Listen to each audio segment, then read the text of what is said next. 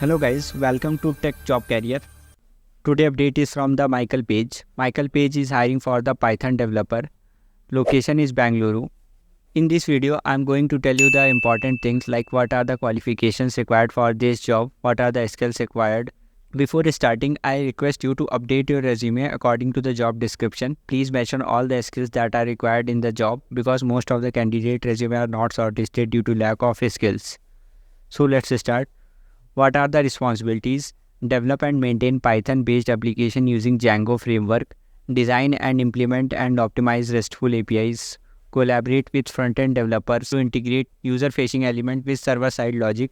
Deploy and manage application on AWS cloud infrastructure. Write efficient, reusable and testable code. Troubleshoot and debug issues to ensure optimal performance and reliability.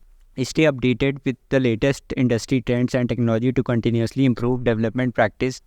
What are the requirements? Bachelor's degree in computer science, engineering or related field. Proven experience as a Python developer with expertise in Django framework. Strong understanding of RESTful API design and development. Proficiency in AWS service such as EC2, S3, Lambda and RDS. Solid understanding of software development principle best practices.